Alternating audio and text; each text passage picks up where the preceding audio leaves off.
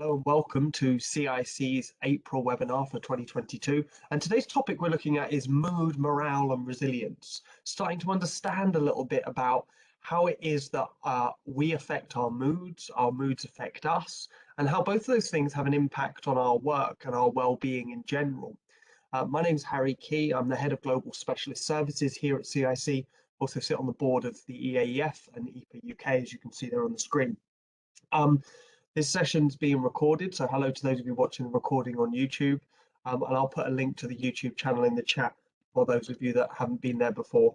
So these recordings usually appear on the YouTube channel, links there in chat, a day or so after we've done these sessions. So please do stop me at any time, ask me questions in the chat, make comments. Remember, you can send them to me privately if you prefer. That way we can engage a bit more confidentially in the session. So let's get ourselves kicked off and see how we get on. So first of all, it's important to define what the heck we're talking about today. So mood, as defined by the APA, is a disposition to respond emotionally in a particular way that may last for, and this is my favorite bit, hours, days, or even weeks, perhaps at a low level, and without the person knowing what prompted the state. This is a really important situation we're talking about here. That moods can really affect our emotions, how we think about things, how we feel about them, how we move towards things, how we move away from them. And we might not even have any understanding of what put us in that state in the first place. I was in a bit of one of these moods yesterday. Perhaps it was the long weekend we had here in the UK. We had a 4-day kind of weekend, and as I was starting to think about coming back to work, yesterday I had some real low periods. I had some real dips where I felt really unmotivated. I didn't feel like I knew what I was doing. So please do let me know in the chat what you think mood is and how it affects you throughout the day, and start those comments and questions coming. So this is really important that we understand that it can be really, really minimal. I can be in a mood for a couple of hours and I can know exactly what's going on. Or I can be in a mood for weeks with no idea what's prompted it, no idea what's brought it on at all. So moods tend to echo particular emotions like sadness or happiness, but they do, as I say, they can kind of dip in and out. Someone's asked me a question here privately. Are the details of the chat or attendees companies shared on the recording or only your screen and voice? There is a link to the recording that will show people the chat, but it won't show any of the private messages that people send me, like the one that you just sent there. So moods tend to echo these particular emotions: sadness, happiness, positive things and negative in there as well. And these may be connected to an obvious cause. So I may know exactly what's brought me into that mood, or as it said earlier, I might have no idea what brought me there. But mood is really powerful. It can influence my perception, how I see the world. And we all know this. When I'm in a really negative mood, I'm going to look negatively upon the world. When I'm feeling really positive and bright and there's lots of potential in me, I'm going to spot that potential in the world around me as well. It also affects my motivation, my decision making, really crucially, my social interactions. When we're thinking about the workplace here, think about walking into your office in a certain mood. Or think about those times your boss has walked into the office in a certain mood and you've started to kind of absorb that mood yourself as well. You can feel the tension, you can feel the change in the room.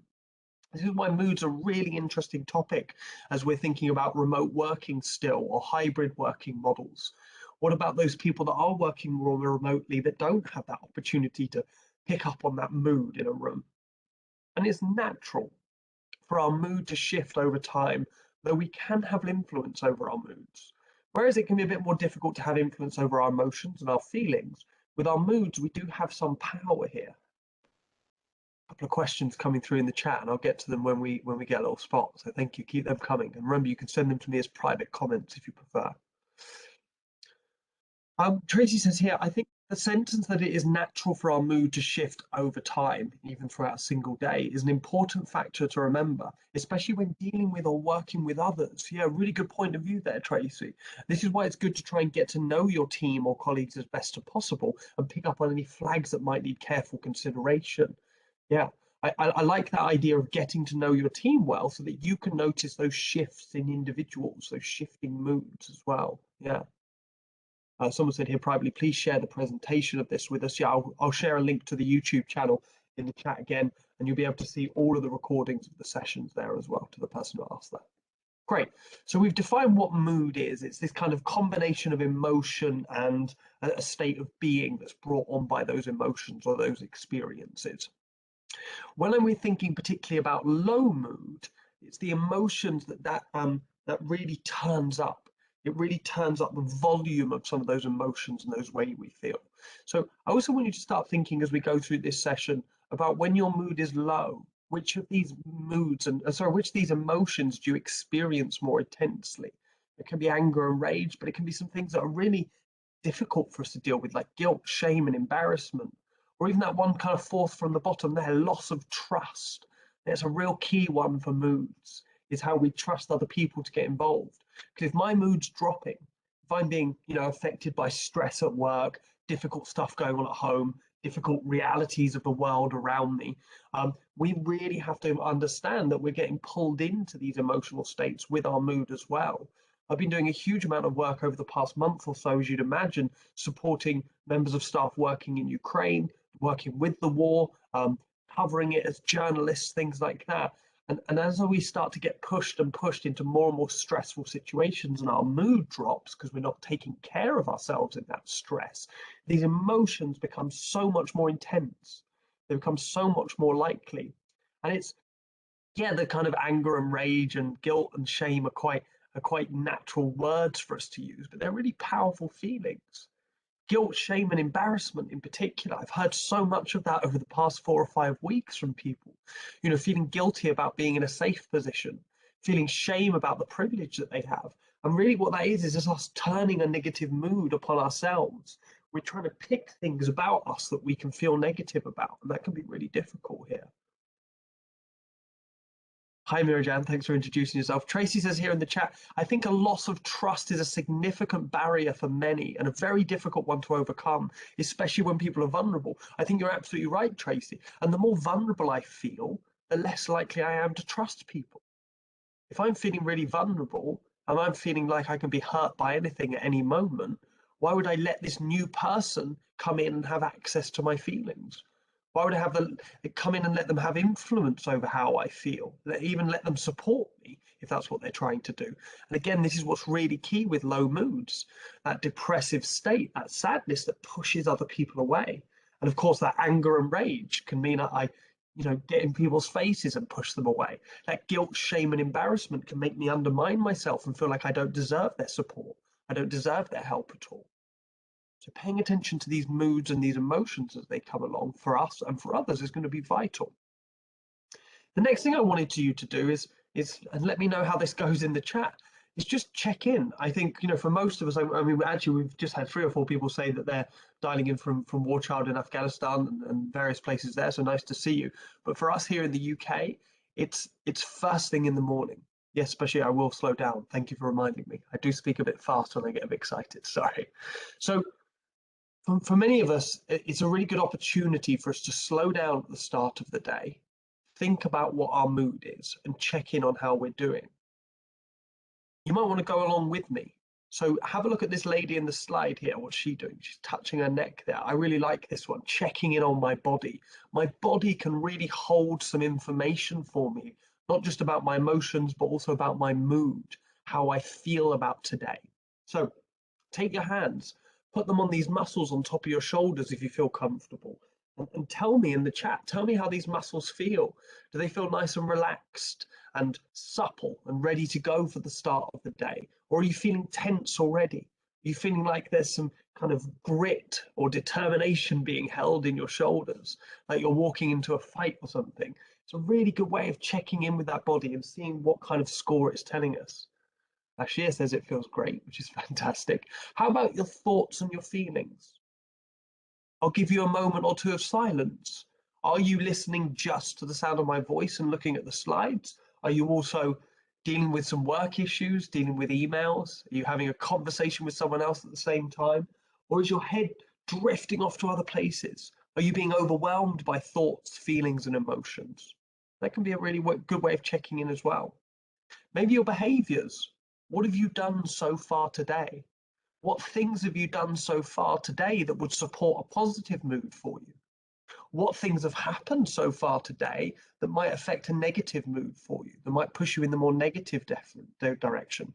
Natalie says here, yeah, really important for self-care, a great daily check-in. And look, sometimes all it takes is 5 minutes. But the amount of people I've come across, myself included, over the past couple of years of working in a bit more of a different way with the pandemic shifting a lot of the physical things about our work, is I've come across so many people getting up in the morning and the first thing that we do is think about work. The first thing we do in the morning is roll over and check our work emails. We haven't even had time to consider how we're doing, what our thoughts and feelings are, what our needs are for the day. I might have really not looked after myself yesterday. I don't know, I might have missed breakfast and lunch, had a massive dinner with a few boozy drinks or something on the weekend, whatever. I've had a bad night's sleep. And the first thing I do is get up and check my work email. My brain has never even had a chance to consider myself and what my needs are. Someone says here privately, feeling good in general, but concerned about a very stressed child about to start exams, which is why I'm here to help them. So I've got some really good tips coming up in a little bit that might help your child there. They help us as adults as well. Robbie says here, half tense, half relaxed in anticipation for the working day. Yeah, I get that anticipation as well. Again, particularly maybe after a long weekend if you're here in the UK. Mirajan says, no, she feels tired. Leaning on the disc makes it easy. Yeah, okay. So yeah, we've got this kind of tension, these tense muscles up here. Someone says here privately, when working from home, I start the day with a short walk outside to set that divide between work and home. Brilliant. So you're already creating that space. You're already creating that definition between my work mood and my home mood. And that's something we're going to look at in a little bit as well. Yeah, brilliant. Claire says here, I find a walk first thing in the morning really starts my day off well, even if it's only 10 minutes. Yeah, you two saying the same thing. Yeah. John says, I think participating and making time to attend this webinar alone has been a positive start to the day. Nearly didn't attend this, but glad I joined. It's a good point, John. Hopefully it's nice praise of how good my presentations are, but even outside of that, what you've done is you've taken an hour for yourself this morning. You've taken an hour to consider mood and morale. And Bashir says here in the chat, how about being fatigued? Yeah, so tiredness, like the physical fatigue and tiredness, will really make our moods more erratic. We'll have less control over them because normally we're not really paying as much attention when we're tired. We don't have enough energy for it. So we're just kind of going about our business without caring for ourselves. Yeah.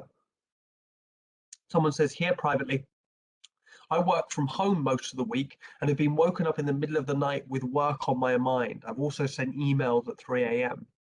First thing first, the person who said that, don't punish yourself, don't judge yourself for those things. It's a situation that you're in for some set of reasons, right? There's a set of reasons, the pressure of your work, the pressure of your life that have led you to feeling like you have to get up at 3 in the morning and write those emails. My recommendation would be for you to do is next time you wake up in the middle of the night, don't even check what time it is. The very fact that you know that you woke up at 3 a.m. shows that as soon as you're waking up, perhaps you're rolling over and checking your phone to find out what time it is, and then also seeing work emails and things that you need to do. And your brain's already really awake. It's going to be really hard for you to go back to sleep. So try slowing things down when you wake up in the middle of the night. That's a really good one, though. Thank you.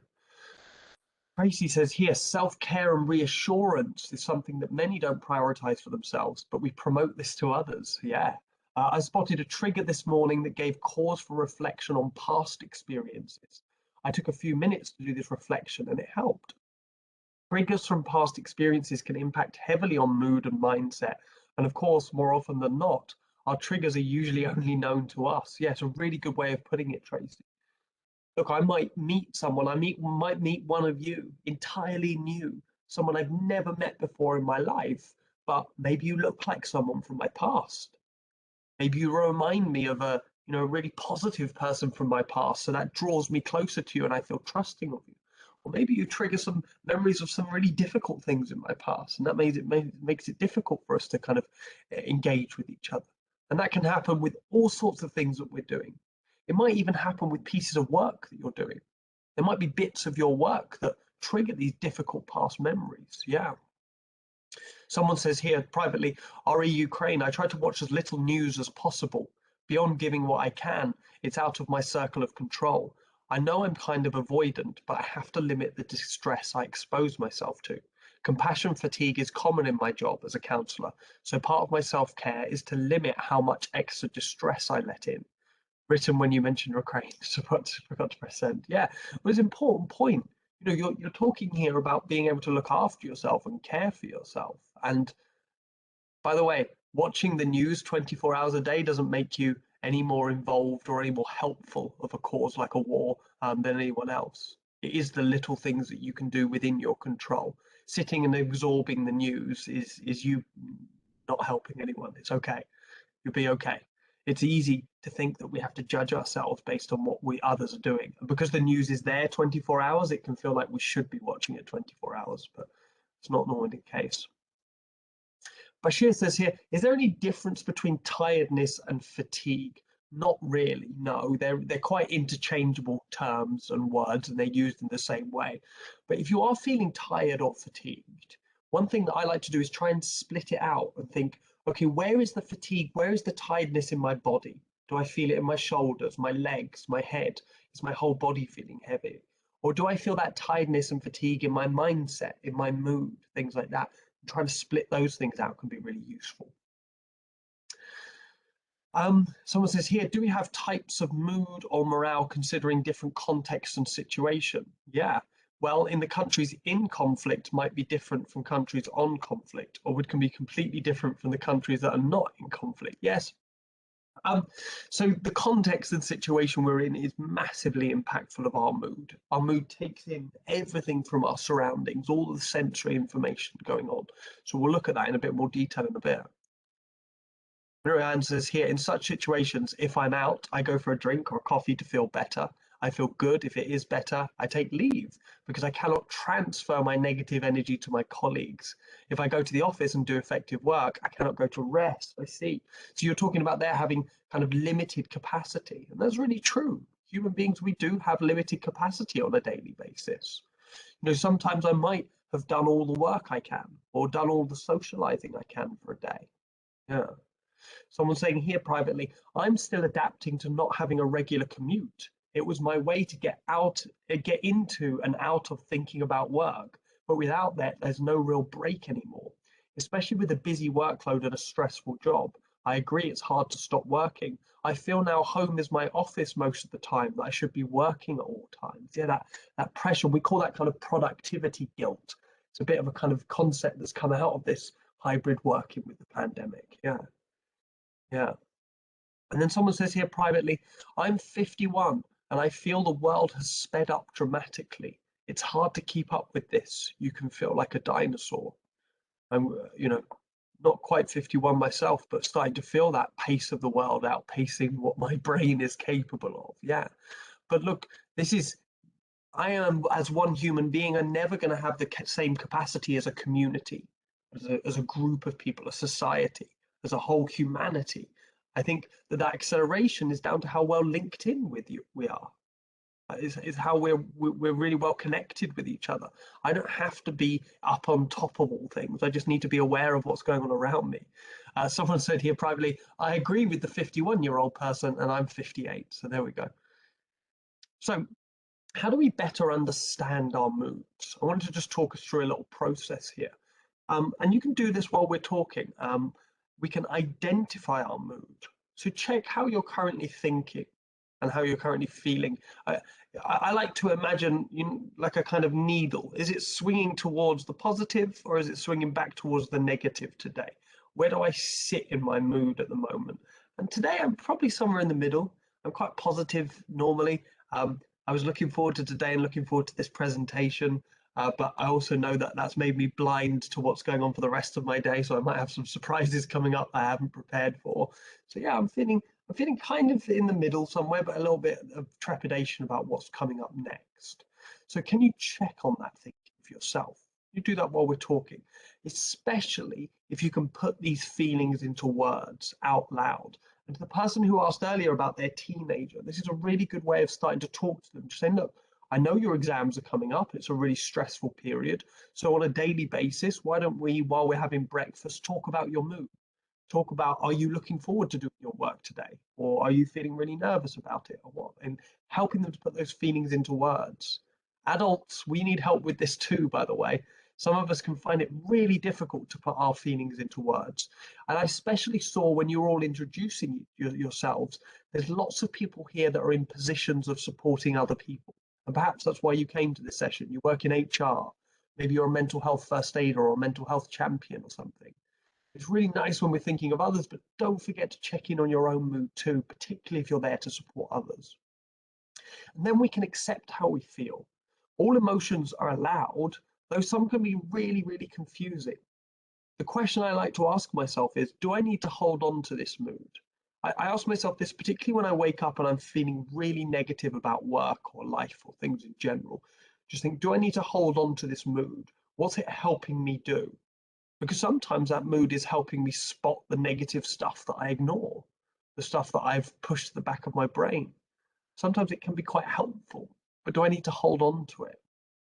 And then next, what mood would I prefer? Considering the situation I'm in or the thing I'm about to do, what mood would suit that best? And we've all done this to ourselves before. We said, come on, Harry, you can do this. Or come on, Harry, focus, get your head in the game. Or, no turning back now, all sorts of those sayings. That is me trying to put myself in a certain mood for the task I'm about to do. And think about what emotions would help you right now. If you need a certain emotion to be able to do the thing you're looking towards, then trying to find that emotion is really useful. Someone said here privately, judging ourselves against others is a big thing. I feel those without children are expected to not be stressed or tired. It feels like we aren't allowed to feel the same emotions as others and that we need to be the ones available. If I take time off for hobbies, it feels more frowned upon than those taking time off during school holidays with kids. COVID has increased this as there are more people off sick regularly. Look, human beings, we naturally judge ourselves and compare ourselves to other people. It's really hard to stop that. It's a kind of natural inbuilt animal thing. But just always be checking, am I helping myself with this comparison or am I hurting myself? Because sometimes actually the comparison is really just a vehicle for my guilt. And again, guilt is another one of those really natural, unavoidable human feelings. But if I feel guilty about the way I live my life, I'm going to seek reasons for that guilt in other people because it's much easier. Kind of call that projection in the psychological field, right? I'm just saying, you don't like me because I don't have kids and I take time off for my hobbies. I haven't said anything. Give me a second here. Really, what it might mean is that I'm judging myself about the way that I live my life or the way I should be feeling. So, try and engage with your own thought process as well. And this is where that identifying your mood's really important. Try and put those feelings into words. But yes, I will also agree with you that COVID has changed this and we are looking at each other in slightly different ways. And I think that separation, because we've spent less time together in a room together, I can't really tell how other people feel about it. So if I am feeling any anxiety, it's going to turn to that negative as well. Someone says here, thanks for your nice presentation. Could you please give more examples on how to check in on your thoughts and feelings? Yeah, I've shared this in a few previous presentations. I came up with this model called the kind of crowbar method to try and crowbar a check-in to my day. And the best way that I would recommend doing this is find a place when you can shut everything off, even just for 5 minutes. Shut off all your telephones, shut off all your computers, close everything. Physically turn the power off on your phones. It's crazy, but it only takes a few taps and that phone's going to switch off. Oh, it's going to ask for my PIN number first because it definitely doesn't want to turn off. There you go. But doing those kind of things puts me in that kind of right frame of mind to check in with myself. And then I do something really simple. Remember on that first slide, that lady was feeling her shoulders, or I might put my hands on my chest. And I do it really obviously. I'm really kind of explicit about it. I take a deep breath and I ask myself, what do I need today? That's it. I'm going to focus on today, just the here and now, and I'm going to ask myself, what do I need? And that's the way that I kind of check in on that. Hopefully that makes sense, because so often I'll do that and I realize I've forgotten lunch, or I've forgotten a piece of work or something like that. Mirahan here says, could you tell us about types of fatigue, based on the Afghanistan situation, if it's possible. Well, your fatigue is one of those really difficult words, as I was saying to someone else earlier. Fatigue, tiredness, burnout can be quite interchangeable. So the best thing to do is to, in all kind of spheres, check in with yourself. So check in with your body, check in with your thoughts, and check in with your behaviors. So take 5 or 10 minutes on a daily basis to think, how tired does my body feel? How energetic does it feel? How do my thoughts feel? And what behaviors am I doing? Because it's often our behavior that actually affects the kind of like net energy level that we have in our body. But we might not notice those behaviors. You know, I might think, oh, I'm just sitting at my desk all day, so I should have loads of strength at the end of the day because I haven't done anything with my body. But if I'm sitting at my desk feeling really upset and stressed and my brain is going at a million miles an hour, it's going to tire my body out as well. So I just try and separate that word fatigue out into the different sets of, remember, body, mind, and behavior. See if you can do that. Someone says here, I'm a junior sister in a large NHS hospital and on a very busy unit. And when waking in the morning, I panic and stress before work due to pressures, staff morale, short staff. I hope this webinar provides some tips on how to reduce mood transfer and how to keep work and home separate.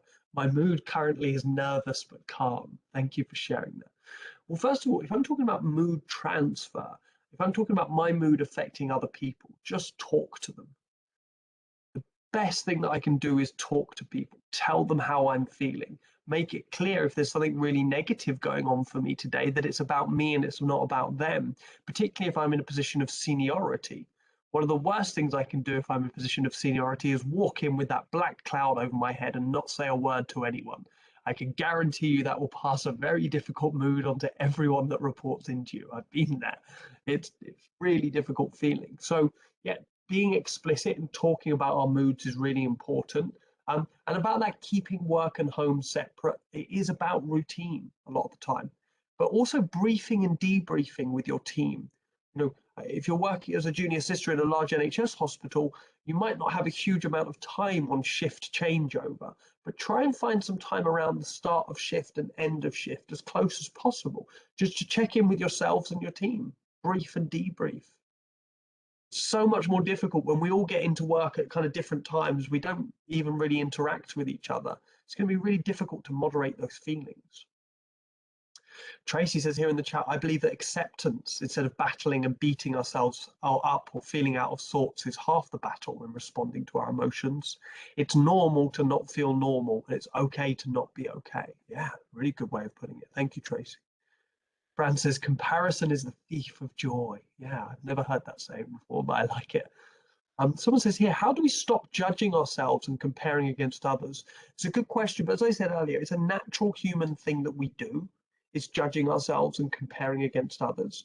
The best thing that we can do is actually, instead of just letting it happen kind of in the back of our mind, kind of eating away at us, bring it to the forefront. I think, okay, I'm comparing myself to Tom.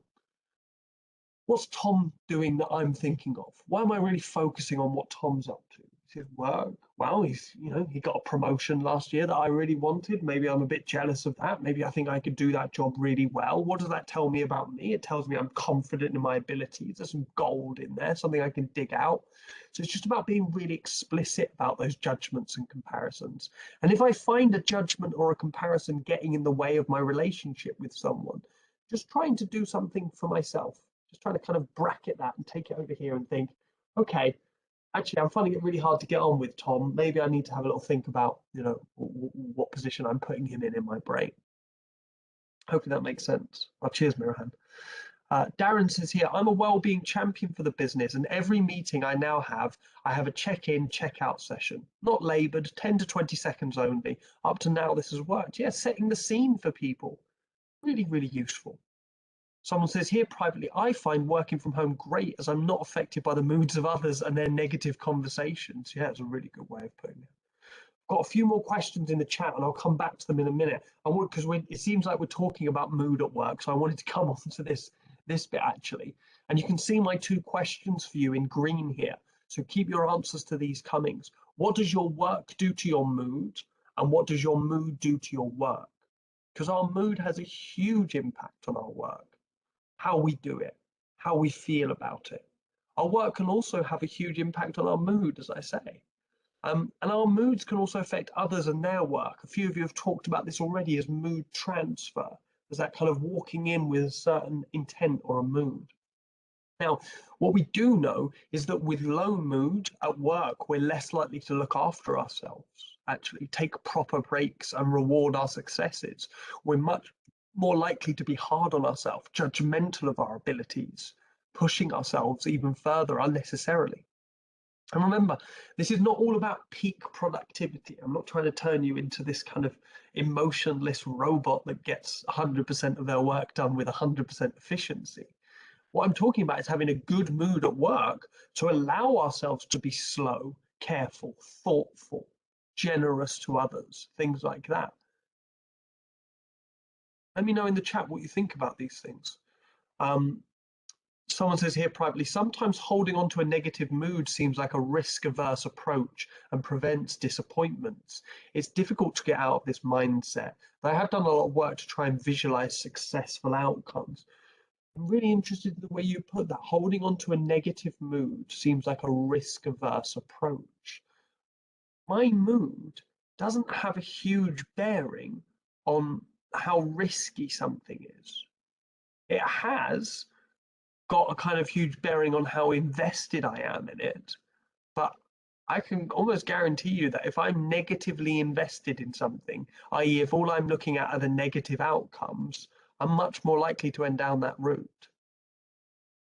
You know, if someone's learning how to ride a bike and you tell them, watch out for that tree, chances are they're going to ride into that tree because it's what they're focusing on. So if you're only focusing on the negatives, I'm not saying that you're creating these negative outcomes, but it's kind of like bad science. It suits our hypothesis. When stuff goes wrong, it's like, well, I better feel negative about more stuff in the future because that's how things seem to go. So just trying to give yourself actually just that both sides of the coin, that bit of balance. And we'll look at that in a little bit. Thanks for that one. Someone else says here privately, when working remotely, there is a danger that managers might read low mood as being difficult. I've previously felt pressure to always present myself as a positive team player and often wondered how many others felt the same.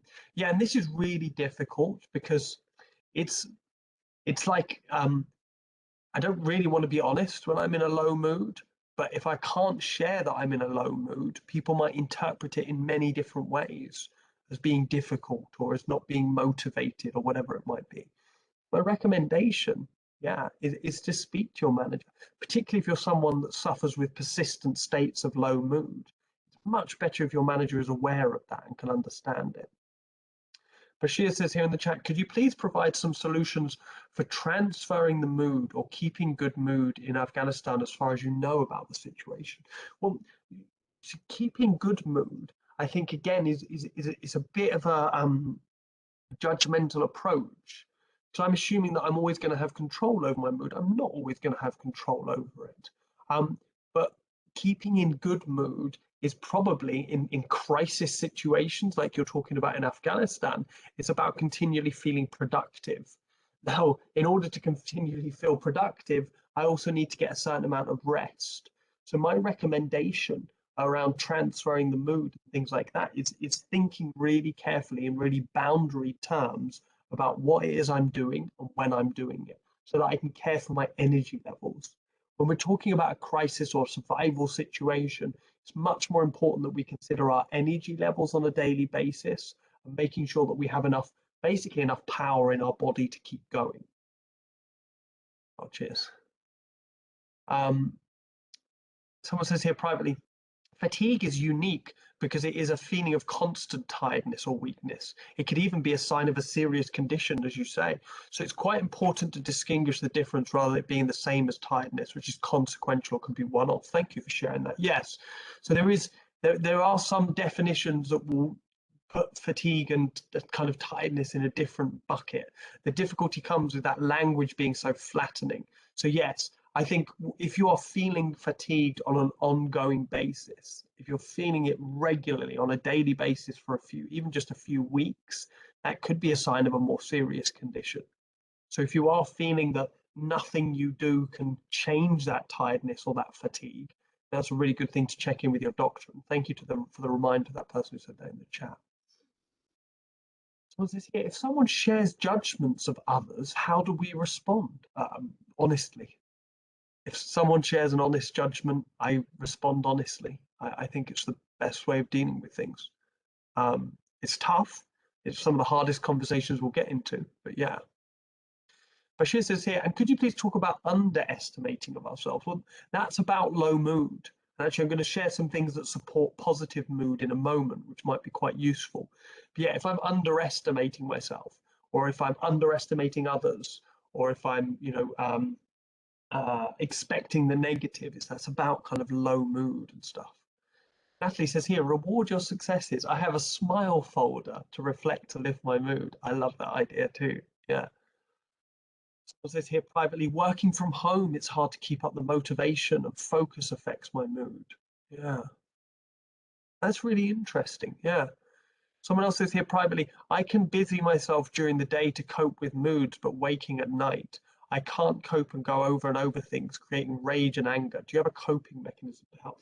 If I'm finding my mood drops at night time, if I'm finding that all those difficult thoughts coming at night, then try and take some more time to express those difficult thoughts during the day.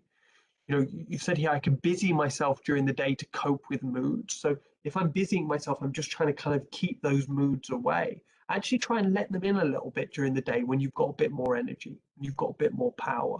But try and do it in a safe place. Talk to a friend or a family member or a trusted colleague and just say, look, I'm trying to do something where I explore my negative moods during the day so they don't just come and hit me at night. Can we talk for 15 minutes just so I can, get some things off my head? If you're going round and round it in your head, it's unlikely we're going to solve these situations. We need to get them out into the real world. So yeah, sharing with someone else can be really useful for that. Someone says, I love that idea, Natalie. We do that as a team to celebrate successes. Yeah. Fatigue means you have energy but can't work. That's a good way of putting it, Bashir. Thank you. Tiredness means that you have worked a lot, then you feel tired because of working for another reason. Yeah, that's interesting. Yeah. Someone else says privately here, I find working from home hard, but now being asked to go out more for work, having shielded twice, I'm really concerned. How do I allay these fears? Also, I miss the friendship of others at work. So you've got a tension there, that person who's asked this, right? You've got a tension where you're anxious about the very thing that you're looking forward to. You miss the friendship of others at work, but being around others at work makes you feel concerned about the pandemic, about the virus, about having to shield again. Share that with those people at work. Talk to them. Take things slow as well. Practice your commute on the weekend when it's not so busy. Just go and kind of be around the place that you're going to be for work as well. Take it easy on yourself, but definitely don't try and do it alone. Share those thoughts and feelings with others. Miriam said here, can you please explain some examples of positive mood? Well, yeah, actually, this is what we're talking about on this slide here. And I'd love to hear in the chat for you all to share some examples of positive moods or what supports your good moods. Let's help Mirahan out here and give lots of different examples. What do you do on a regular basis that you think really supports your mood? So, as with any catchy slide, these are all P's. I don't know how many of them are. 1, 2, 3, 4, 5, 6. I had to shoehorn a couple of them in, but they're all P's. Purpose. Being clear with what we need to do is much more likely I'm going to have a positive mood. Human beings, just like any other animal. If you've been to other presentations, I talk a lot about this animal perspective. If I know and I'm clear about what I need to do and what I'm heading into, I'm much more likely to feel positive because I feel in control. I feel in a position of power. That's lovely for human beings. It's lovely for any animal to feel in a position of power. I feel much more comfortable. I don't need anxiety. So if I'm clear with what I need to do, think about this in terms of your work. Ask your manager if you're not clear on what your work is. If you are a manager, speak to your team, give them that purpose, give them that clarity. To that person who asked the question about their teenager going into exams, ask them, do you know what it is you need to do? Do you know what it is you need to revise? Are you unclear or are you clear, basically? Can I help clarify some things for you? Usually when my mood's Affected, I've just got a lot of questions going on in my head. So someone inviting me to ask those questions is really beautiful. Place, environment, is it tidy? Is it clean? Does it smell nice? Is it quiet enough for the work you need to do? Do you need to move around a bit? Do you need a bit more space? Are the right people around you? Who helps you? Who inspires your mood? You don't even have to have those people physically near you. Sometimes even just thinking of someone can help inspire our mood. A playlist, music, sound, senses powerfully affects our mood. What can you hear around you right now, other than my increasingly screechy voice as I realize I'm running low on time? Yeah, what can you hear around you? Can you curate some background music or something like that? In that posture, move your body to find comfort and focus. To reach more calm moods, try deep breathing, gentle stretching, things like that. And then the last one, which is the most shoehorned of the P's, I'll be honest, promotion. Encourage and talk to yourself. Self-talk supports mood shift and can keep us going. What's going on up here, my thoughts, that's not me talking to myself. That's me listening to some electrical impulses around memory and emotion and things like that. Get it out, talk to yourself. It can be really useful. Got lots of examples in the chat here. So someone says here, privately, I identify with that keeping busy comment. Definitely used to see work as a focus point to avoid dealing with low mood. Didn't work. Now thinking a lot more about how all of it is intertwined. Beautiful. Yeah, and look, if work is causing my low moods, damn, it should hear about them. If work's if the effect is that I'm feeling negative about life because of the work I'm doing and the pressure I'm under, tell work about that. If they never hear about this, they're never going to change it. Someone says here privately, helping people makes me feel positive. I'm lucky that I'm in a customer-facing role. Yeah, really good way of talking about it. Kevin says, Harry, I appreciate your honesty about having to shoehorn some of those P's. Yeah, look, it has to look good, right? Emma says, helping people makes me feel positive. I'm lucky that I'm in a customer-facing role. Okay, you said that to me publicly as well as privately. Sorry. Suki says, music, exercise, walking, Pilates, yoga, having some time, even if only 5 minutes, to focus on myself during the day, taking time to breathe. Beautiful things here. This is the person who talked about their teenager. We're going to set them a revision timetable to give them that focus with plenty of rest breaks. Good, but ask lots of questions. That purpose one is going to be really important for your teenager. Do they know why they're doing this? If they're not bought into the reasons of having good exam results, it's going to be much more difficult for them. I'm speaking almost entirely from personal experience here, but I'm someone that really needs to understand the reason for that outcome. I will work hard. I will put 100% of my energy into something if I realize what the outcome's supposed to be. But if it's unclear for me, I'm going to procrastinate. Maybe that helps. Someone else says here privately, I boost my mood by having a pamper, wearing something nice, putting on my makeup and nice perfume. Look good, feel good, lifts my spirits. Yeah, and it's not just how you look. You're already dealing with how you feel before you even put that outfit on. You're choosing yourself. You're choosing to attend to yourself and your needs and what supports you before anyone else has even seen what you look or feel like. That's what's really important about it. Nikki says here, music and meditation, taking time to focus on myself, watching something that will make me laugh. Fran says, I do anything that is completely different from work. I'm exactly the same, yeah. My work is thoughts and emotions all day long. My pleasure and stress release takes two forms. One is physical, running. I'm in a running club, so it's social too. And the other is creative, sewing, crafting, which for me is a solo mindful activity. Beautiful. Well done, Fran. That sounds really good. Davina says, I find exactly the same things help my mood. For me, I need to work on including these every day. And look, that's the work, right? The work is taking more time for ourselves. The work is seeing myself as is important as the work that I do, even just for 10 minutes a day. If I can give 10 hours a day to this, to the work that I'm doing, I should damn well be able to give 10 minutes to myself on a daily basis. Someone says here privately, writing things down and getting them out of your mind can help. Absolutely. And this goes doubly for people that find it difficult to share. If you find it difficult to talk about your thoughts and your feelings, don't keep them bottled up inside all the same. Write them out, draw them, paint, sewing, singing, dancing, whatever, something to express them and get them out of your brain. Yeah.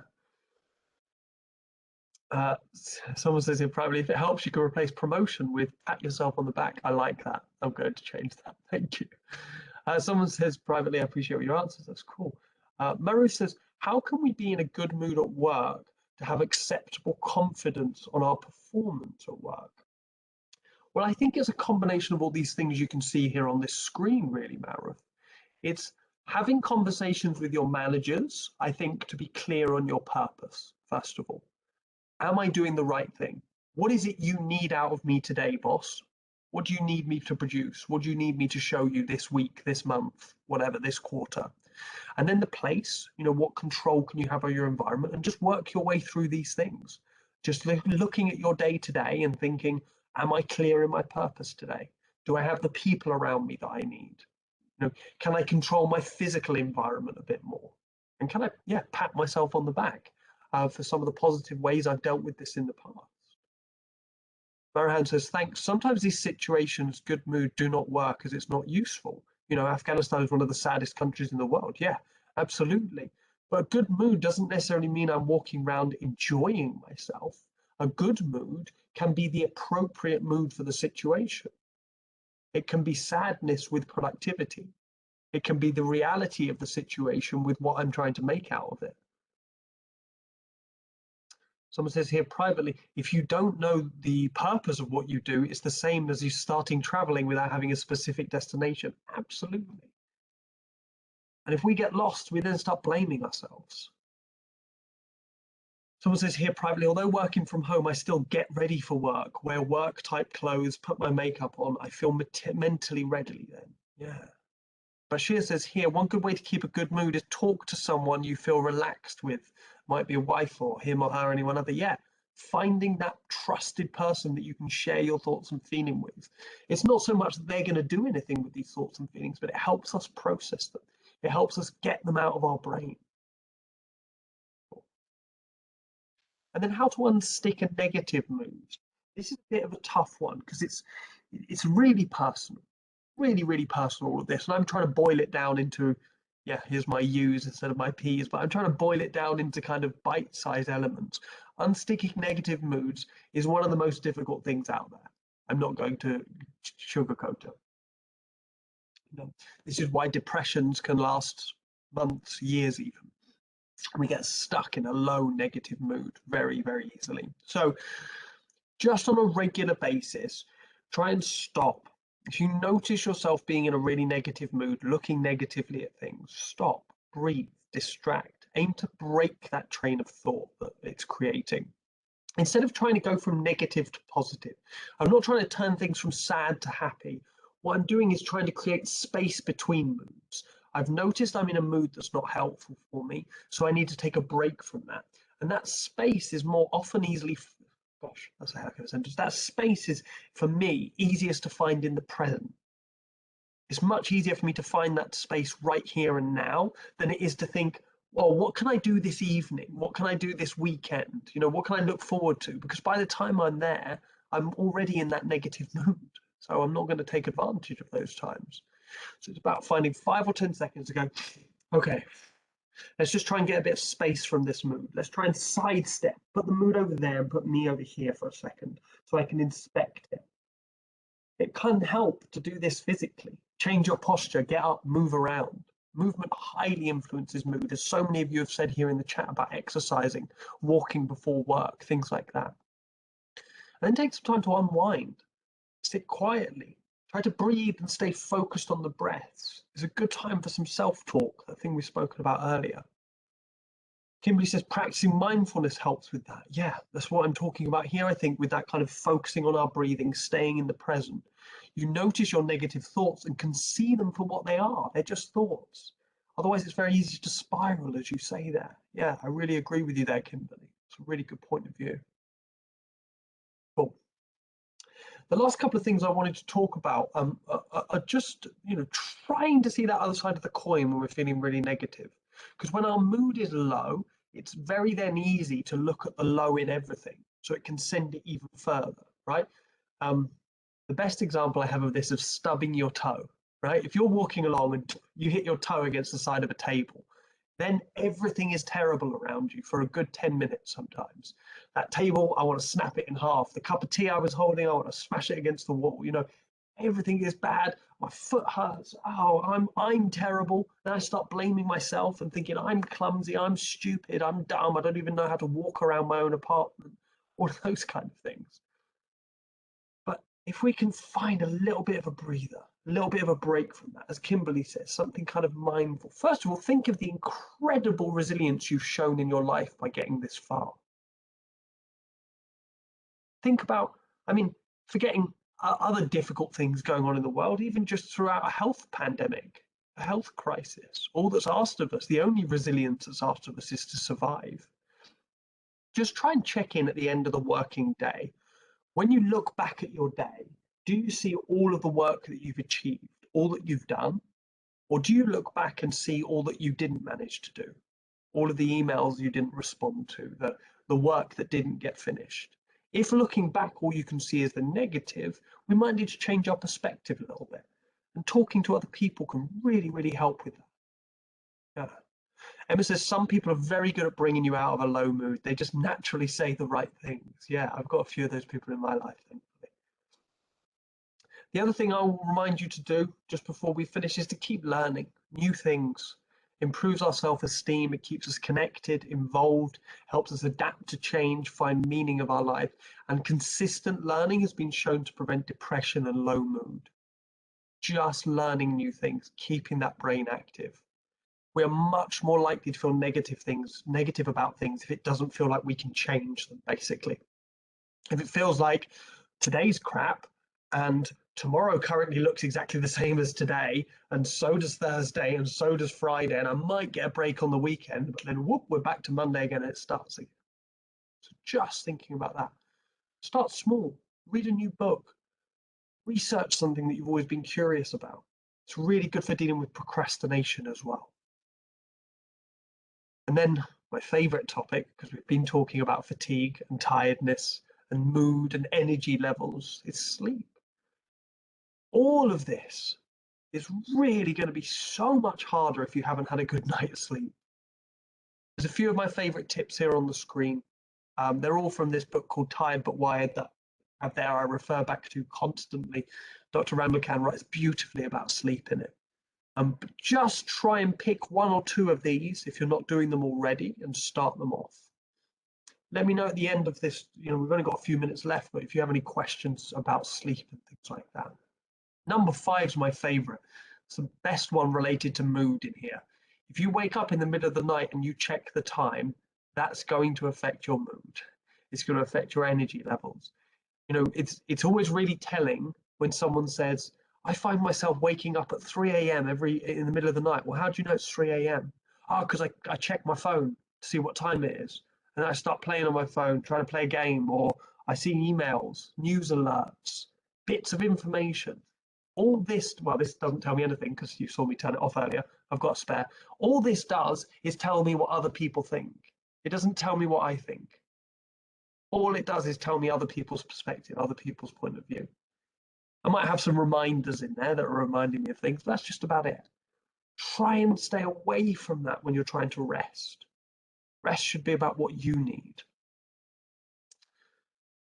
Francis here, this presentation has helped me to realize I'm doing a lot of stuff right. Thank you. I prioritize self-care more and more as I get older and more worn out in my job. Yeah. And I think that that's a really key part of growing up is recognizing and setting those boundaries. Last thing I'll remind you of is if you are a CiC customer, you'll have access to all of our EAP services at wellonline.co.uk. Every organisation has a slightly different login. So if you don't know what your login is, come and speak to us. Just give us a call, send us an email and ask, and we'll let you know. Best email to use is this one, assist@cicwellbeing.com. Just before we go, I'm just going to remind you in the chat, that's the YouTube link. So that those of you that are watching on YouTube, thank you very much. I'm going to end the recording very soon. But before you do, just sign up for our newsletter at cicwellbeing.com or subscribe to the YouTube channel. One of those two will just remind you on a monthly basis about these webinars if you want to come to more. If you are a CiC customer, go and speak to your account manager, and you might enjoy some more of these group sessions internally. For those of you that have never heard of CiC but somehow ended up here, welcome, hello. Go and have a look at cicwellbeing.com for more information on who we are and what we do. Now we've got a little bit of time for Q&A. I'm just going to say goodbye to those of you watching on YouTube on the recording. So thank you very much and goodbye. I'm going to stop the recording now.